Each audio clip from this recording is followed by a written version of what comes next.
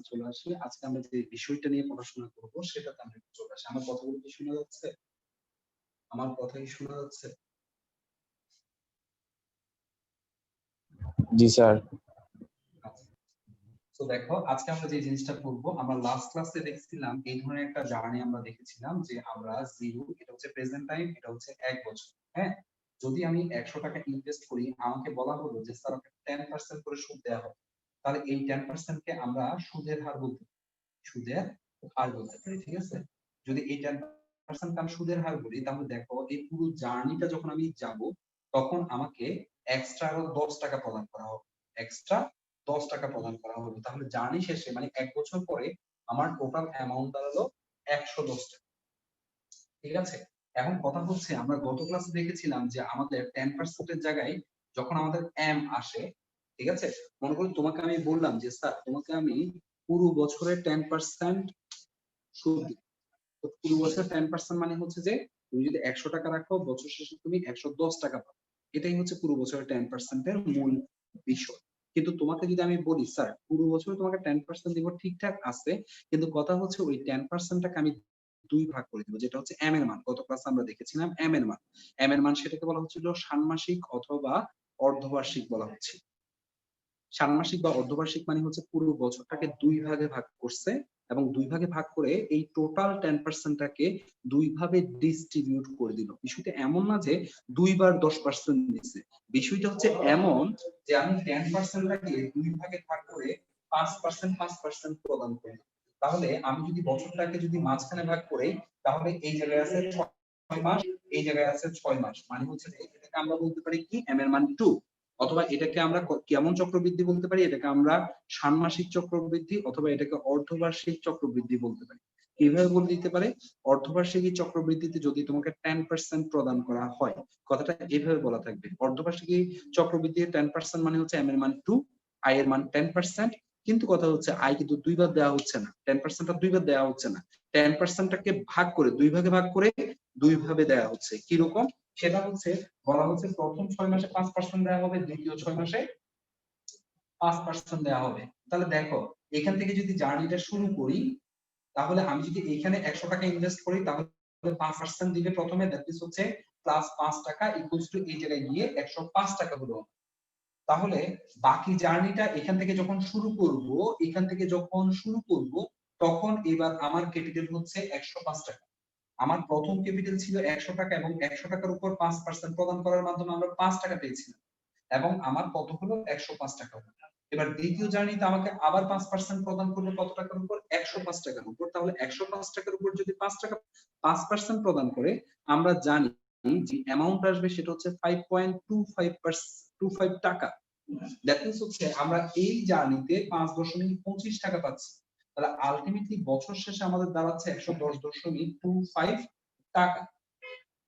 তাহলে দেখো যখন আমাকে এট এ টাইম 10% দিয়েছিল এবং আমার মাঝখানে কোনো ভাগ বাটোয়ারা ছিল না, দ্যাট মিন্স আমি জার্নি শুরু করছি শুরুতে এবং জার্নি শেষ করছি বছরের শেষে, মাঝখানে আমাকে 10% দেওয়ার মাধ্যমে আমি 10 টাকা পেয়েছিলাম, এবং আমি বছর শেষে 110 টাকা পেয়েছিলাম। এটা হচ্ছে আমার প্রথম বিষয়। ঠিক আছে, আর দ্বিতীয় বিষয় আমরা যেটা দেখছিলাম সেটা হচ্ছে যখন এম এর মানটা আসলো, তখন আমরা পুরো বছরে দুই ভাগে এই পার্সেন্টেজটাকে ভাগ করে দিচ্ছিলাম 10%। তাহলে প্রতি ভাগে পড়ছে 5%। তাহলে প্রথম 6 মাসে 5%, 100 টাকার উপর 5 টাকা, এবং 5 টাকা পাওয়ার পরে 6 মাস পরে আমার অ্যামাউন্ট দাঁড়ালো 105 টাকা।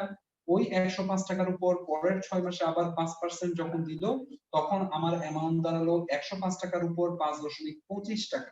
তাহলে 105 যোগ 5.25 ইকুয়ালস টু 110.25 টাকা। আমি কি বুঝাতে পারলাম স্যার? কার কোনো প্রশ্ন আছে এর পর্যন্ত?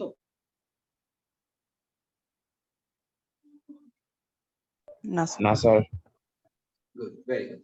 এবার দেখো তাহলে আলটিমেটলি যখন আমার এম এর মান ছিল না, অথবা এইখানে আমার এম এর মান আমি যখন আমাকে বার্ষিক বলে, 10% বলা মানে কি বার্ষিক, মানে অন্য কিছু না বলা মানে বার্ষিক। বার্ষিক মানে হচ্ছে এম এর মান কিন্তু 1, কত স্যার? 1। তাহলে দেখো এম এর মান যখন 1 থাকে, তখন আমরা জানি আমরা সূত্রের মধ্যে যেটা করছিলাম সেটা হচ্ছে আই কে এম দিয়ে ভাগ করছিলাম, মানে আমাদের সূত্রে present value into 1 plus I by M. দেখো আমরা যখন সূত্র লিখছিলাম আমরা মনে করো প্রেজেন্ট ভ্যালু যখন সূত্র লিখছিলাম তখন লিখছিলাম future value divided by 1 plus i by m to the power n m। তাহলে এই যে এই m এর মান, এই m এর মান যদি 1 হয় স্যার, মনে করো তুমি এখানে i এর মান 0.10 লিখছো, 1 দিয়ে ভাগ করছো স্যার, তাহলে এটার রেজাল্ট কি 1.10 আবার চলে আসবে না স্যার? বা 1 দিয়ে ভাগ করলে কি আমাদের আনসারের কোনো চেঞ্জ আসে?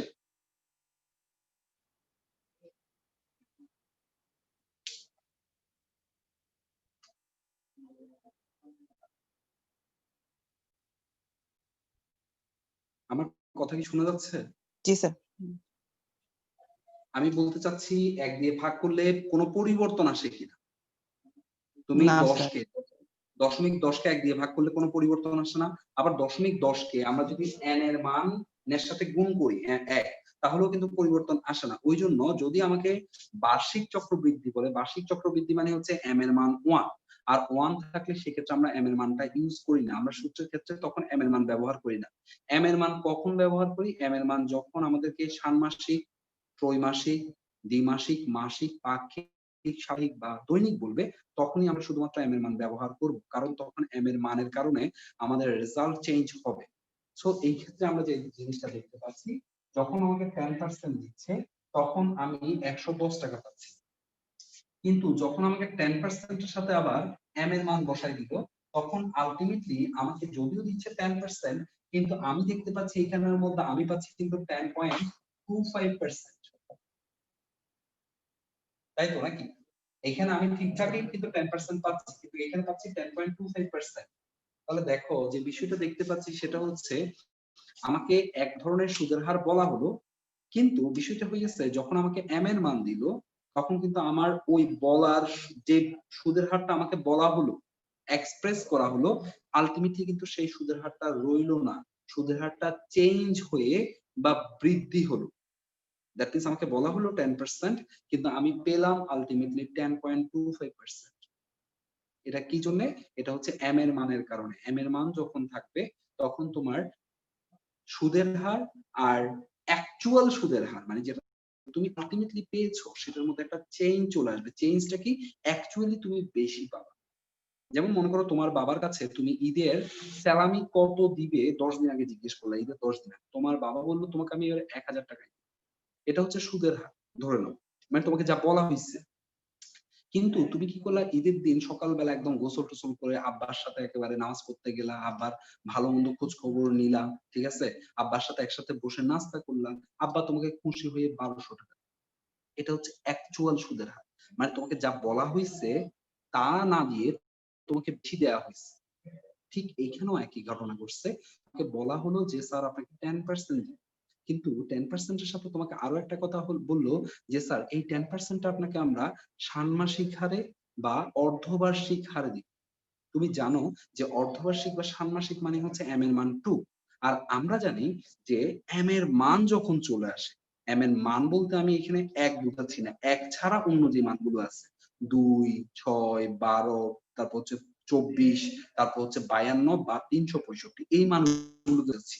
আমি বলতে চাচ্ছি m এর মান যখন চলে আসে তখন আমরা জানি আমাদের যে সুদের হারটা আর যে অ্যাকচুয়াল সুদের হারটা, এই দুইটার মধ্যে পরিবর্তন হচ্ছে। এই যে দেখো সুদের হার আর এটা হচ্ছে অ্যাকচুয়াল সুদের হার, যেটা আলটিমেটলি ঘটছে m এর মান আসার কারণে। এখানেও কিন্তু 10% দিছিল, কিন্তু m এর মান থাকার কারণে এখানে অ্যাকচুয়ালি কিন্তু 10% এর থাকে না, বাস্তবে 10% এর চেয়ে পরিবর্তন। তাহলে এই যে পরিবর্তনটা হলো, এই বিষয়টা নিয়ে আমরা প্রশ্ন করছি এখন। তাহলে স্যার এই ক্ষেত্রে আপনি একটু আমাকে বলেন যে যে আপনি যে 10%টা লিখলেন, এই 10% এর কি নাম আমরা ব্যবহার করতে পারবো? তাহলে তোমাকে যে 10% বলা হলো যে আপনাকে 10% সুদ দেওয়া হবে, এটাকে আমরা এতদিন সুদের হার করে আসছি, এটাকে আপনি এখন কিন্তু সুদের হার বলতে পারবেন, কোনো সমস্যা নেই। লাল কালারটা কি দেখা যাচ্ছে? জি স্যার। আচ্ছা, এটাকে সুদের হার বলতে পারবেন, অথবা এটাকে আরো একটা নাম দিলাম নামিক সুদের হার, এটাকে নামিক সুদের হারও বলতে পারেন। ইংলিশে এটাকে বলা হচ্ছে নমিনাল ইন্টারেস্ট রেট। একটু লিখে রাখেন, আমরা যে সুদের হার বলি এই সুদের হারটাকে আমরা নামিক সুদের হার বলতে পারবো, আমরা নমিনাল ইন্টারেস্ট রেট বলবো, নমিনাল ইন্টারেস্ট রেট। ঠিক আছে, বুঝতে পারছেন? নমিনাল ইন্টারেস্ট রেট বলতে পারবো। এখন কথা হচ্ছে যে স্যার তাহলে নমিনাল ইন্টারেস্ট রেট কোনটা? নমিনাল ইন্টারেস্ট রেট হচ্ছে আপনাকে যেটা দিবে বলছে, এই যে দিবে বলছে 10%, কিন্তু অ্যাকচুয়ালি আপনাকে কিন্তু 10.25% দেওয়া হলো। তাহলে অ্যাকচুয়ালি আপনাকে যেটা দেওয়া হলো, যেটা হচ্ছে 10.25%, যেটা হচ্ছে এম এর মান থাকার কারণে পরিবর্তিত হয়ে আপনি অ্যাকচুয়ালি যেটা পেয়েছেন সেটার নাম কি? সেটার নাম হচ্ছে কার্যকরী সুদের হার, অথবা ইফেক্টিভ ইন্টারেস্ট রেট, EIR, অথবা অ্যানুয়াল ইন্টারেস্ট রেট, এটাকে বলা হচ্ছে AIR। বুঝতে পেরেছেন?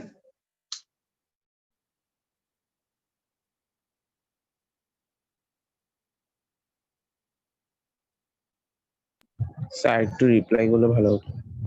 আরেকটু রিপ্লাই করলে আমি বলছিলাম তোমাকে আলটিমেটলি ব্যাংক তোমাকে যে অফারটা দেয় যে স্যার আপনাকে আমরা 10% করে সুদ দিব, এটাকে বলা হচ্ছে সুদের হার অথবা নামিক সুদের হার, অথবা ইংলিশে বলা হচ্ছে নমিনাল ইন্টারেস্ট রেট। এটা হচ্ছে তোমাকে বলা হচ্ছে।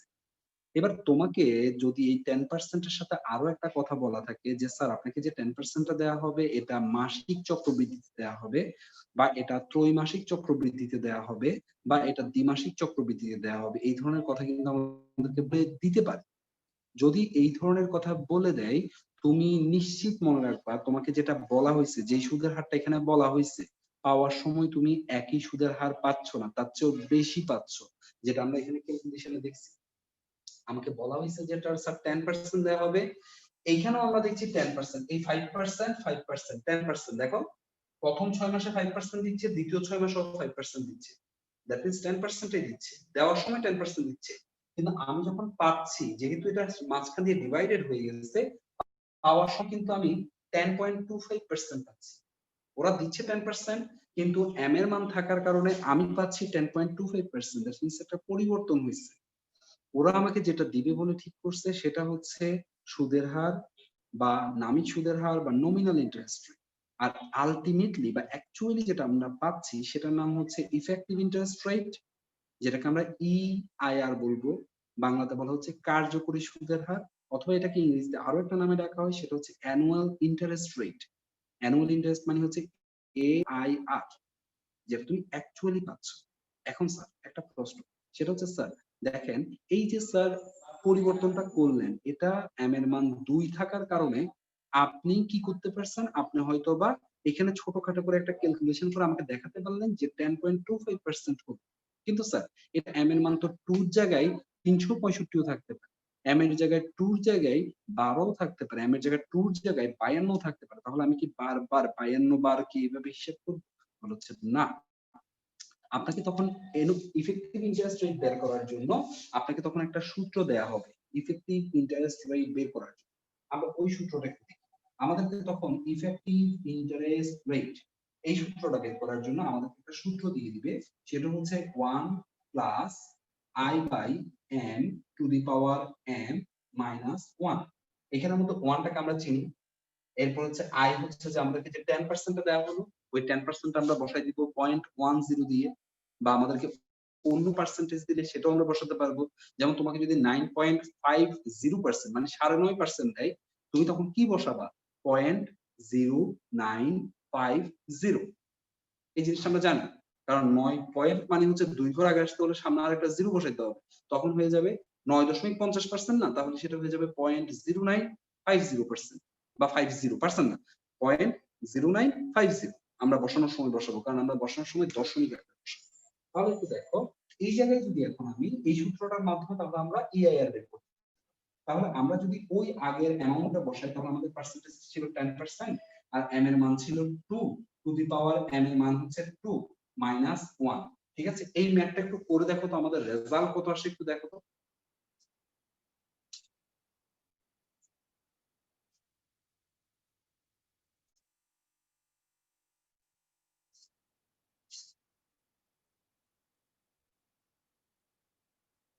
এসছে? স্যার দেখ, প্রথমে এই কাজটা করবা, এই কাজটা করার পরে ইকুয়ালস টু দিয়ে যে আনসারটা বের হবে সেটা থেকে 1 মাইনাস করবা, মাইনাস করার পরে 100 দিয়ে গুণ করবা, যেহেতু এটা পার্সেন্টেজ সো আমাকে 100 দিয়ে গুণ করে পার্সেন্টেজে আনতে হবে। স্যার স্যার 10.25 বুঝি নাই? স্যার 100 দিয়ে গুণ করলে 10.25 আসে। ভেরি গুড, 10.25 আসে। তাহলে কি ভালো করে 10.25 আমাদের অ্যানালগ পদ্ধতিতে আমাদের যেটা ছিল ডিজিটাল পদ্ধতিতে সেটা কি ঠিক আছে? আসছে স্যার। হ্যাঁ, তাহলে আমরা এটা হচ্ছে অ্যানালগি তোকে দেখালাম যে কেন এটা পরিবর্তন হয়, আর এটা হচ্ছে যে আমাদের সূত্রের ক্ষেত্রে। তাহলে এই জায়গায় এখন আমাকে যদি এম এর মান যদি এখানের মধ্যে 2 না বলে আমাকে যদি এখানে দ্বিমাসিক বলে, তাহলে আমি 6 বসালে আমার 6 এর আনসারটা আসবে না? আসবে তো? আসবে? জি স্যার। আচ্ছা, জি। এবার তোমাদেরকে একটা হোমওয়ার্ক দিয়েছি, সেটা হচ্ছে আমি এই 10% ধরে আমি এখানে ষান্মাসিকের একটা আনসার বের করলাম, যে আনসারটা 10.25%।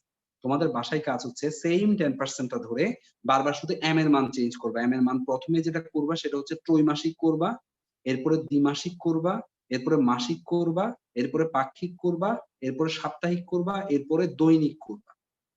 এভাবে করার পরে যতগুলো মান আসে সবগুলোর ক্ষেত্রে আয়ের মান ধরবা 10%। 10% ধরে শুধু স্যার তাইলে ষান্মাসিক ছাড়া বাকি সবগুলো করবো? সবগুলো করবে, সবগুলো করে আগামী ক্লাসে আসবে নতুন কিছু করাবো, ঠিক আছে? স্যার স্যার একটা অ্যাসেসমেন্ট স্যার স্যার। বুঝি নাই? স্যার স্ক্রিনশট নিব। স্যার বোর্ডে পাখিটাকে স্ক্রিনশট মাস 15 দিনে না?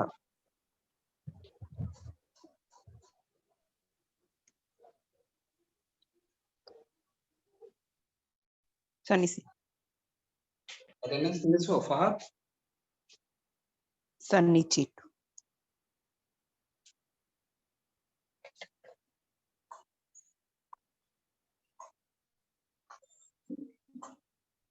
স্যার নিছি। ওকে, ভালো থাকেন আপনারা সবাই, ধন্যবাদ।